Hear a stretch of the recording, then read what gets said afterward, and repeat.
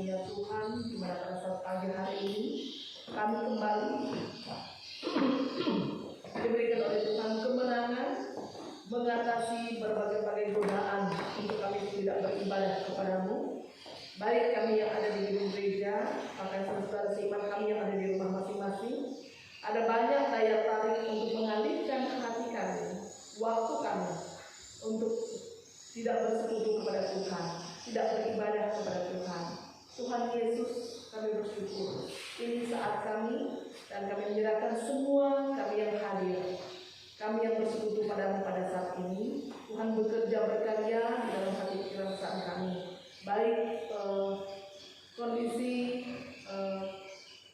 secara khusus sinyal yang tidak memungkinkan. Tuhan tolong supaya waktu-waktu ini Tuhan beri campur tangan dan menuntun setiap umat-Mu dapat memfokuskan hati kami tetap ke arah kebenaran firman Tuhan, baik melalui pembacaan firman Tuhan, bahkan juga melalui renungan yang bisa didengar, yang bisa diikuti melalui acara streaming. Tuhan tolong. Terima kasih Tuhan, hamba-Mu penuh kekurangan, penuh dosa pelanggaran. Tuhan akan kuduskan agar sungguh-sungguh apa yang Tuhan ingin sampaikan, maka itu Tuhan yang sampaikan. Berbicaralah kepada kami Bapa, karena kami siap belajar dengan kekuatan Roh Kudus. Kami berdoa dan bersyukur dalam nama Yesus, amin. Silakan duduk kembali. Shalom. Kita bersyukur pada hari ini kita masih diberikan oleh Tuhan kesempatan menikmati waktu-waktu untuk masih ada kesempatan untuk saudara dan saya beribadah, baik di rumah-rumah maupun di gereja-gereja. Bahkan masih ada kesempatan juga saudara dan saya untuk mendengarkan firman Tuhan. Karena menurut firman Tuhan itu ada masanya saudara dan saya semakin sulit untuk beribadah, saudara dan saya semakin sulit untuk mendengarkan firman Tuhan.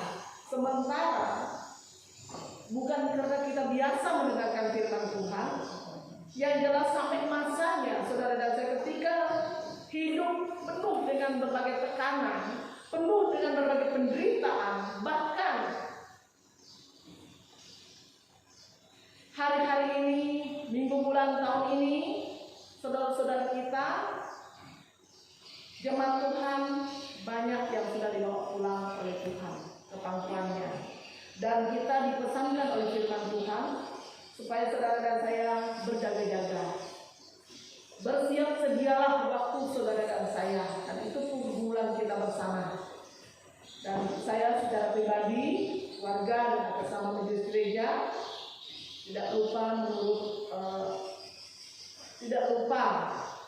menuturkan sedalam-dalamnya hati kami ikut sepenanggungan dengan dipanggil pulang saudara kekasih jam 1.50 dikasih hamba yaitu Abraham. Dan saat ini doa kita buat Ibu Ruwana dan dua anaknya, kalau minggu masih ya setelah meninggal sampai sorenya, sampai besoknya akhir itu ya kan dia sampai ditunjukkan oleh anak-anak bahwa dia sangat sulit sekali dan dia selalu menangis, dan itu juga membuat orang tuanya bahkan kita yang mendengar itu juga menangis. Tetapi tadi malam ketika mereka sudah datang, saya bertekad betul kalau ingin betul pergi ke rumah, jadi pergi berdoa, dan dia katakan mama tidak boleh menangis lagi, bapak sudah baik di sana.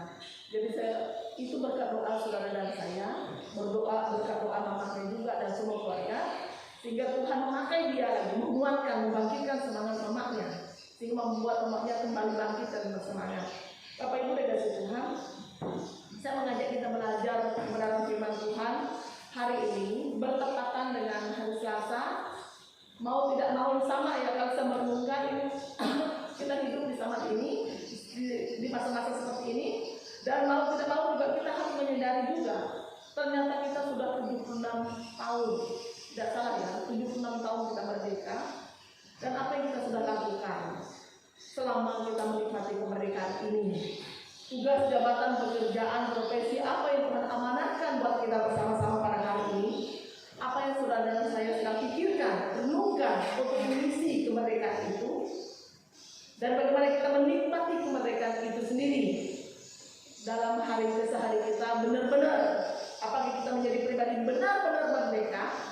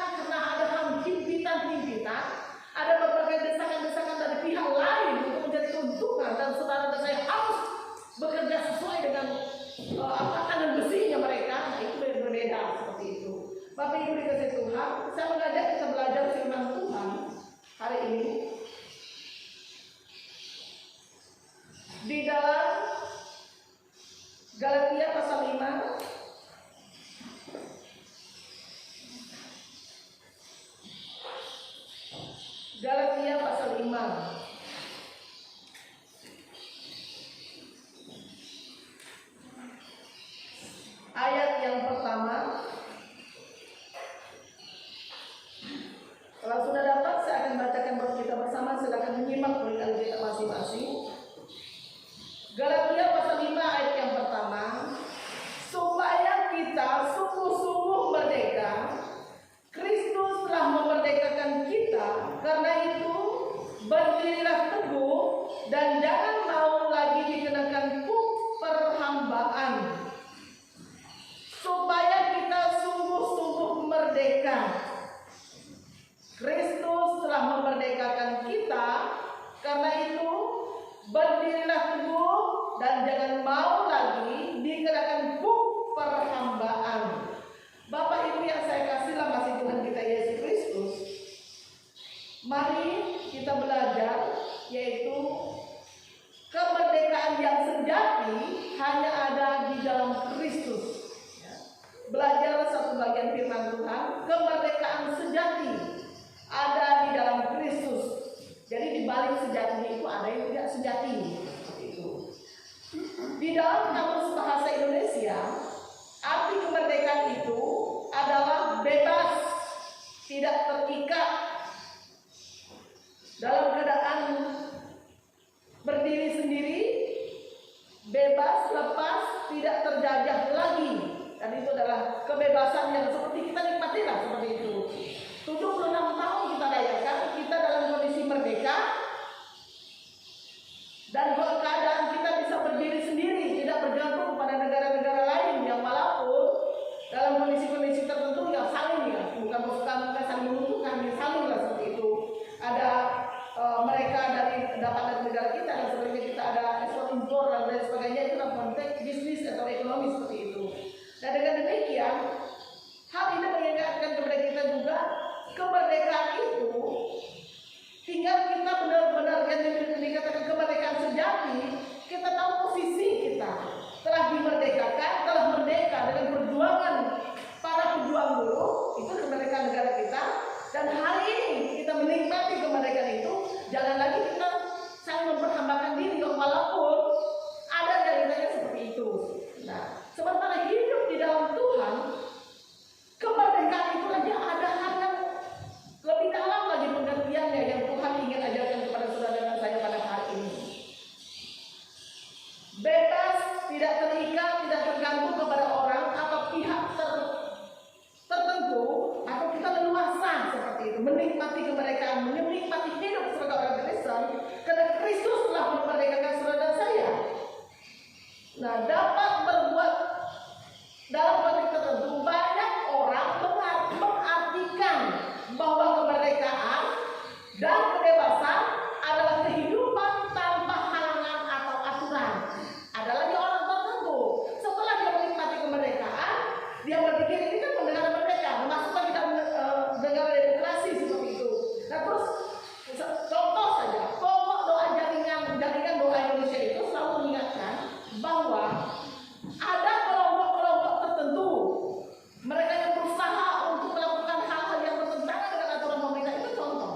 Di dalam kekristenan juga ada orang-orang tertentu mengartikan bahwa kemerdekaan itu adalah kebebasan dalam kehidupan dia tanpa halangan aturan, perintangan, sehingga ia berbuat sekehendak hati. Loh, ini kan negara merdeka, terserah saya dong. Saya mau ambil seluas beratus-ratus beribu hektar, itu suka-suka saya dong. Saya kan pemimpin di negeri ini, ibaratnya begitu. Saya kan sebagai ABCD di negeri ini, di kampung ini, ibarat itu. Hak saya, dulu nenek moyang saya sebagai pejabat pemimpin ini loh, kesempatan saya adalah keturunannya, dan saya berhak. Nah, itu orang-orang mengartikan kemerdekaan itu salah, gitu. Nah, terus sebagai orang percaya juga, dia punya menggunakan hak kemerdekaan di dalam Kristus itu juga banyak yang salah. Dalam arti begini, saya kan ada Yesus loh yang mengampuni dosa-dosa saya, bukan Yesus yang rela mati dari surga saya untuk mengampuni dosa saya, dan saya sekarang sudah merdeka. Hidup di dalam Kristus saya merdeka, dan dengan merdeka juga dong saya berbuat dosa. Tidak begitu. Ingat, merdeka dari dosa bukan berarti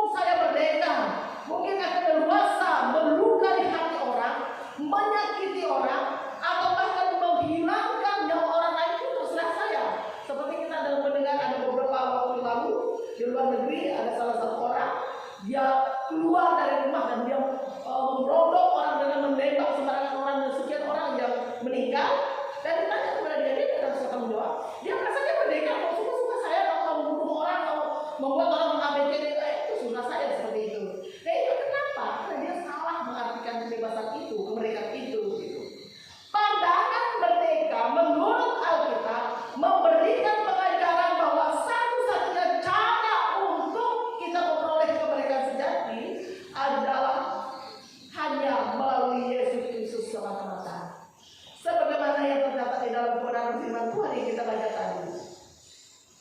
Dari ayat ini kita dapat merenungkan bahwa ternyata ada kemerdekaan yang palsu, ada kemerdekaan yang semu, ada kemerdekaan yang sementara yang tidak sungguh-sungguh merdeka itu ada. Terselip di dalam semua itu. Sederhana yang kita pelajari, merdeka di dalam Kristus dengan kondisi kita merdeka sebagai warga negara Indonesia. Ada berapa banyak pejabat bahkan rakyat paham itu merdeka. Saya bersyukur Tuhan, saya diberikan kemerdekaan di negeri kami dan saya bisa bebas tanpa peperangan, tanpa penjajah seperti itu. Tetapi ada beberapa orang yang hadir sebagai orang merdeka, tetapi dia menjajah orang lain, kan begitu? Dia menjajah rumah tangga orang, dia menjajah harta milik orang, dia menjajah hutan tanah orang, ada kan begitu? Jadi kita sebagai orang Kristen, ada beberapa banyak orang menyalahgunakan. Dia sebutan, kenapa saya melakukan dosa biasa? Saya minta ampun, dosa saya minta ampun. Kita saya ada kesempatan saya minta ampun terus sama Tuhan. Dan dia terus senang. Saya juga kaget beberapa waktu yang lalu Bapak Ibu, ada salah satu anak Tuhan, saya bimbing sebagai pengikut kaderisasi dan kebesaran di waktu. Dan dibimbing dari hari ke hari, dibina harus begini, harus begitu dan sebagainya. Menurut saya, dari situ saya kadang-kadang berpikir saya gagal Tuhan. Ternyata apa? Setelah dia selesai dari salah satu pendidikannya, dia kembali ke dunianya. Ternyata diajar dari pihak saya, bukan dari pihaknya sebelah. Dia sembunyi-sembunyi merokok, dia sembunyi-sembunyi minum minuman keras, ngoplos, bergabung bersama teman-temannya.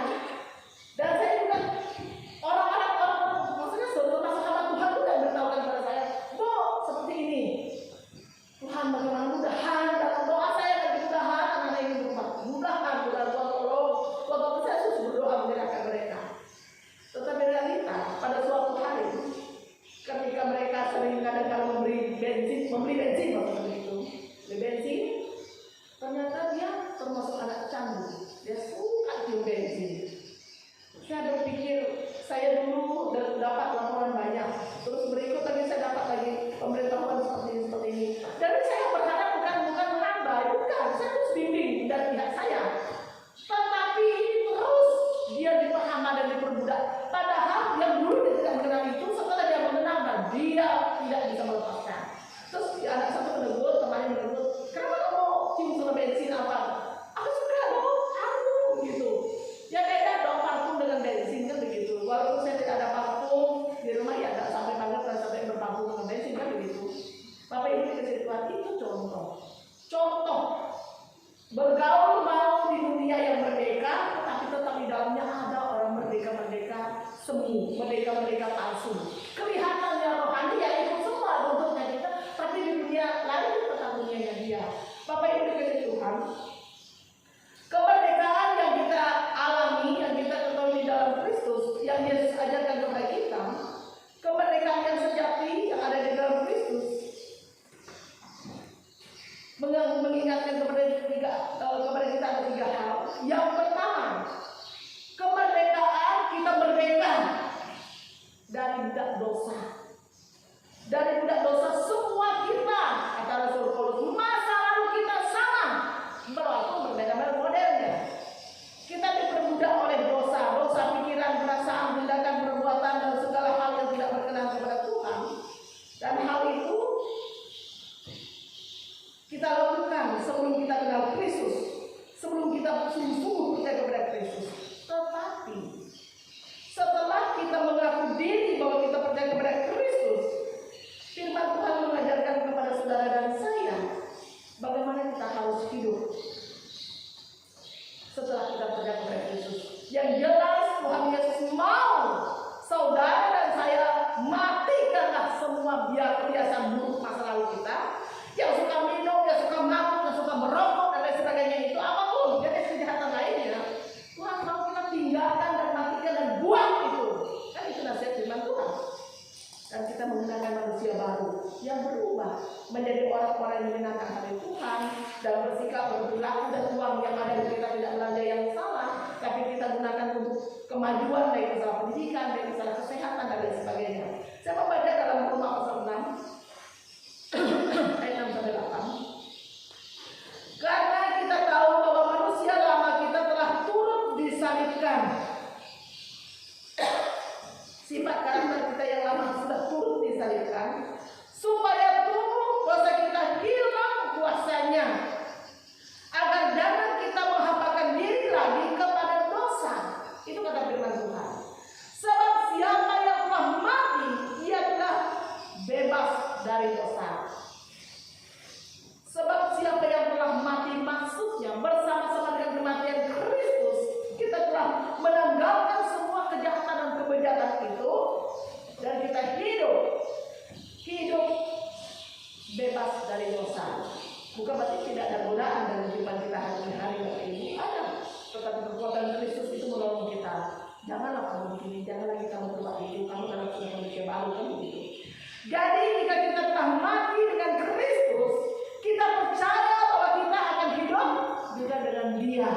Jadi saudara dan saya hari ini, kemarin, hari ini dan selama-lamanya, kita adalah orang-orang yang telah mati dengan Kristus dalam tindakan perbuatan yang tidak berkenan kepada Tuhan, dan sekarang kita telah hidup di dalam kemerdekaan yang sejati bersama dengan Kristus. Itu yang Tuhan Yesus mau buat saudara dan saya. Sebelum kita terikat oleh dosa dan tidak mampu melepaskan diri dari cengkeraman maut, maka manusia membutuhkan sang penebus, juru selamat, yaitu Yesus Kristus, untuk melepaskan, untuk memerdekakan kita dari budak dosa itu. Yesus rela melakukannya demi saudara dan saya. Kasihnya yang begitu besar, begitu hebat dan luar biasa itu membayar semua lunas dosa-dosa kita dengan darahnya yang mahal, bertujuan agar kita senantiasa memuliakan Dia. Itu tujuan Tuhan menciptakan saudara dan saya. Dan Tuhan Yesus rela menanggung dosa saudara dan saya supaya kita kembali kepada tujuan Yesus yang semula, tujuan Allah yang semula, untuk saudara dan saya memuliakan Dia. Jangan lagi menjadi hamba, jangan lagi menjadi budak dosa maksudnya. Jangan lagi, dan kita terus, Tuhan tolong saya mau hidup seperti apa yang Tuhan mau. Itu kita menikmati kemerdekaan yang sejati di dalam Kristus. Kita melihat tujuan, kerinduan dan harapan Tuhan buat kita, supaya kita benar-benar merdeka dari budak dosa. Dan yang kedua, kita menikmati kemerdekaan, yaitu kemerdekaan dari hukuman yang kekal. Bapak Ibu dikasih Tuhan, setelah Adam dan Hawa jatuh dalam dosa, dan kita sebagai anak-anak yang juga sadar kita tidak terputus dari berbagai pelanggaran. Nah, dengan demikian kita masuk dalam ancaman ya, agar saudara dan saya terancam. Saudara saya terancam untuk mengalami hukuman kekal juga ketika saudara saya tidak mentaati benar firman Tuhan. Dan dengan demikian Yesus telah mati mengingatkan kepada kita kembali. Kita terus ingat pengorbanan Kristus. Kita sudah merdeka loh. Kemerdekaan itu merdeka dari hukuman yang kekal, melepaskan kita dari kutuk-kutuk dosa itu. Nah, oleh sebab itu firman Tuhan mengingatkan kepada saudara saya dalam Roma 8 kembali ayat 1 dan 2 berkata begini. Demikianlah sekarang tidak ada penghukuman bagi mereka yang ada di dalam Kristus Yesus. Luar biasa. Kita yang pertama tadi merdeka dari budak dosa. Kita meninggalkan, kita jangan lagi melakukannya.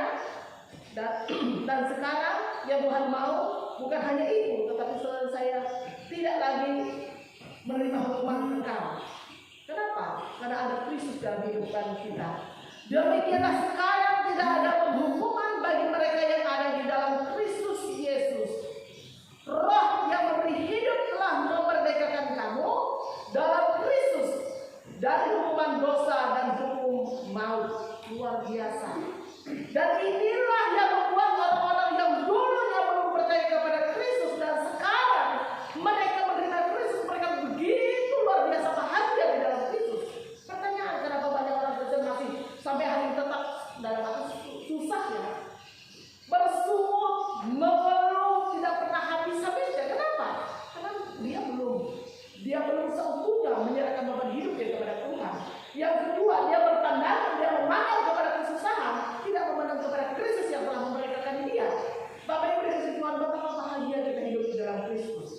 Hukuman kekal, api kekal yang nanti terarah kepada orang-orang yang tidak, bukan kepada orang-orang, kepada iblis yang sesungguhnya, tetapi orang yang tidak taat kepada firman Tuhan ke sana, yang tidak melakukan kebenaran firman Tuhan, dan yang tidak sungguh-sungguh bertobat dan bertobat kepada Kristus. Bapak Ibu dikasih Tuhan, firman Tuhan mengingatkan kepada kita bersama-sama sebagai orang percaya. Roma pasal 8 adalah deklarasi kemerdekaan Kristen. Salah satunya adalah dari hukuman kekal. Mengingatkan satu pasal itu menjadi penghiburan buat saudara dan saya. Jaminan yang kekal di dalam Kristus luar biasa. Jadi jadilah orang Kristen yang sungguh-sungguh merdeka dalam kehidupan kita dan hari-hari, memiliki kemerdekaan yang sejati itu. Jangan kemerdekaan, oh saya lagi begini, tidak apalah, sebentar saya tahu saya masih panjang, umur saya masih muda, ada kesempatan. Jangan. Gunakanlah kesempatan yang ada. Jangan berpikir saya masih jauh seperti itu. Bapak Ibu dikasihi Tuhan, beberapa hari yang lalu Runggi sharekan saja di grup keluarga. Saya kaget ya, karena minggu ini ada 3 ibu yang membawa bayinya melahirkan plus bayi seperti itu. Maksudnya pas dia melahirkan bayi itu di swab, ternyata itu positif semua dari ibunya sampai anaknya. Saya tak tahu apa hidup atau bagaimana, saya tidak tanya juga. Tetapi maksudnya begini, kematian itu menjemput itu tidak tunggu saudara tua atau muda atau berapa usia, tidak, atau masih tanggung seperti itu, tidak ada. Situ kita tak habis merenungkan, tidak habis merenungkan. Kami jujur aja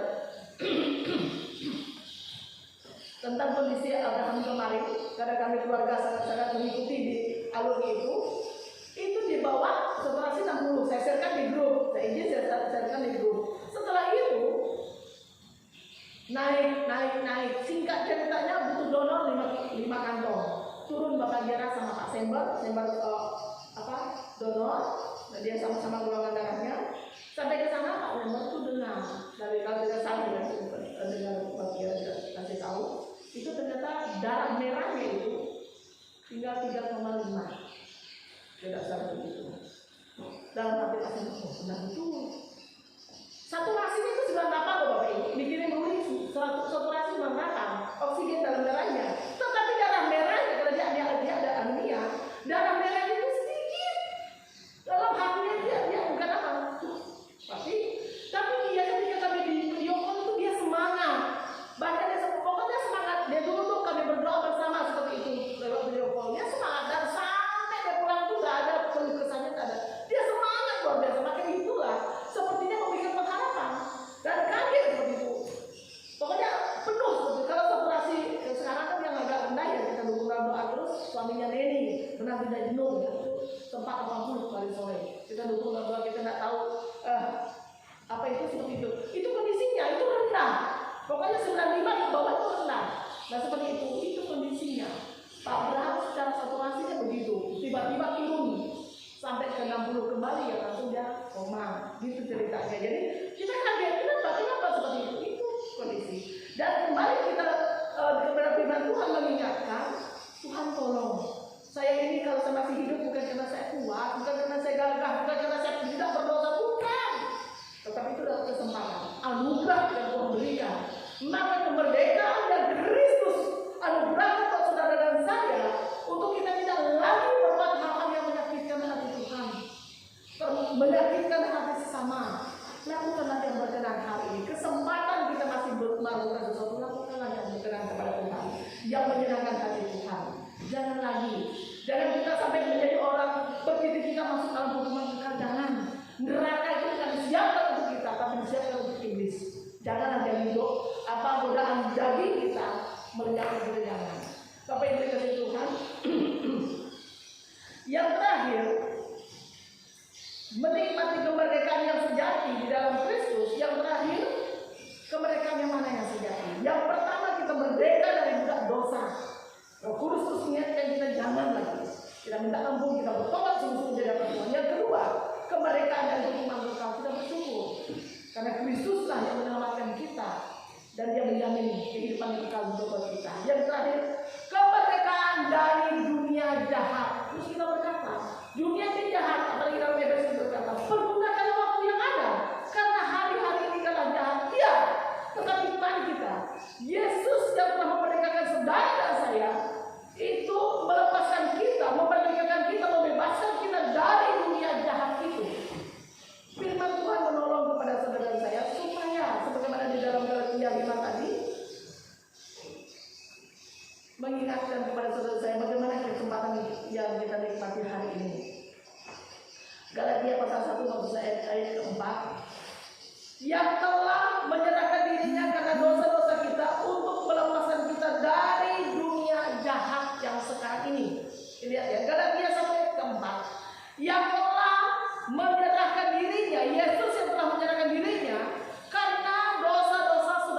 saya untuk melepaskan kita dari dunia jahat yang sekarang ini menurut kehendak Allah dan Bapa kita. Terjamin bukan? Kita bersyukur punya Yesus yang telah menanggung itu semua dan melepaskan kita semua dari dunia jahat itu. Jadi maksudnya begini, ada godaan buat kita, ada godaan buat saudara dan saya. Tuhan tolong, dalam nama Yesus Tuhan, jangan bersendiri, tolong saya, Tuhan kuatkan. Nah, sama dengan kemerdekaan, contoh kembali ke belakang tadi, ke depan tadi, kemerdekaan contoh seperti anak muda. Ketika dia tinggal dengan orang tua, dia di bawah aturan orang tua. Nah, ketika dia melanjutkan sekolah ke kota, dia lepas, dia merdeka. Nah, dalam konteks dia lepas, merdeka daripada aturan-aturan rumah, tetapi nasihat petunjuk orang tua itu tetap ikut dia. Nah, anak yang baik, anak yang sungguh takut akan Tuhan, anak yang sungguh dengar firman Tuhan dan menghormati orang tuanya, dia ingat loh, dia berangkat dengan membawa bekal nasihat orang tua dan firman Tuhan yang dia pelajari. Sampai ke kota ada uang digunakan dengan baik. Sampai ke kota ada banyak godaan, cewek cantik, cowok ganteng. Oh Tuhan tolong, ada orang tua senasihati. Bukan yang sana tujuan utama, tapi saya harus sekolah dengan baik. Godaan Tuhan tolong saya. Dan kita aktif beribadah, aktif bersekutu, aktif berdoa firman Tuhan, membaca firman Tuhan, berdoa pribadi di rumah. Dengan demikian kita kekuatan Roh Kudus Tuhan kita mampu. Dan banyak godaan untuk saudara saya bebas memilih. Tapi anak muda yang takut akan Tuhan dia tetap ingat dan dia sekolah sampai berhasil dengan baik. Tapi anak muda yang menggunakan kebebasan itu tadi dari aturan-aturan rumah ke kota dikasih uang 1 juta, oh kaget. Aku tak biasa loh dengan uang 1 juta di rumah tuh sama makan situ 100.000 aja kali 50.000 sekali kesempatan baru belanja ABC dan tadi itu kaget saya beberapa waktu yang lalu ada anak dari Jakarta kuliah di UKSW Salatiga, dia satu kos dengan anak-anak kita dan sampai di sana bilang apa cewek kemana? Aku mau ke Jogja, mau ke mall. Waktu itu belum ada COVID ya. Aku mau ke mall. Jadi dia itu sering menghilang tuh ke Jogja terus ke mall. Karena Salatiga nggak ada mall seperti itu. Nah terus dia ke Salatiga ke Jogja bolak-balik. Tiba-tiba akhirnya dia pulang.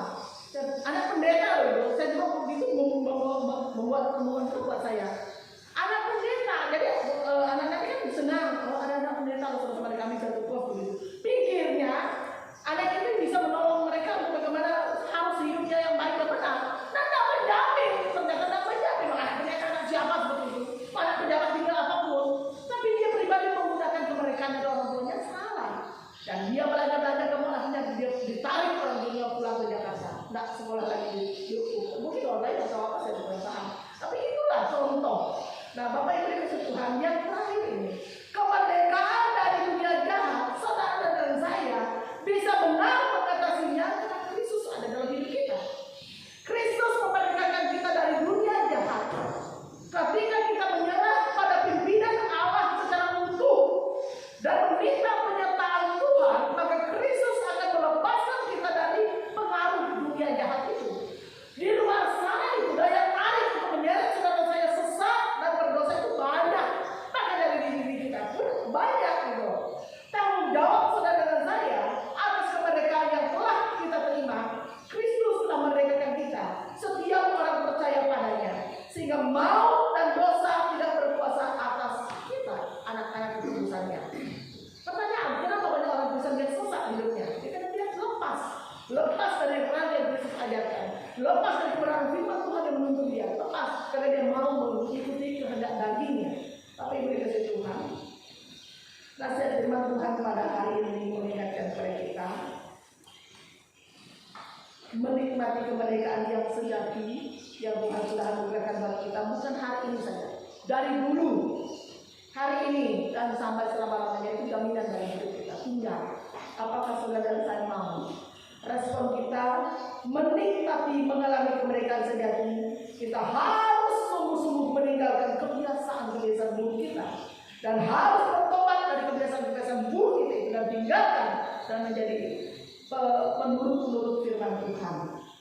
Yang kedua, respon kita mengalami kasih karunia dari Allah, yaitu kemerdekaan sejati. Kita juga harus menjangkau saudara-saudara kita yang belum percaya dan masih ragu-ragu untuk percaya Yesus, tugas kita lah yang mendoakan mereka. Tugas kita lah yang menolong mereka, membantu untuk berbuat yang baik, yang sesuai dengan standar firman Tuhan. PR kita semua untuk mengingatkan mereka, untuk menuntun mereka dan mendoakan mereka. Bapak Ibu dikasihi Tuhan, biarlah firman Tuhan hari ini benar-benar menjadi bagian dalam kehidupan kita. Kita sudah merdeka. Nikmatilah kemerdekaan itu dan ingat, saudara saya tidak mampu, tidak bisa berbuat apa-apa tanpa Kristus. Dan hiduplah sebagaimana Kristus mau.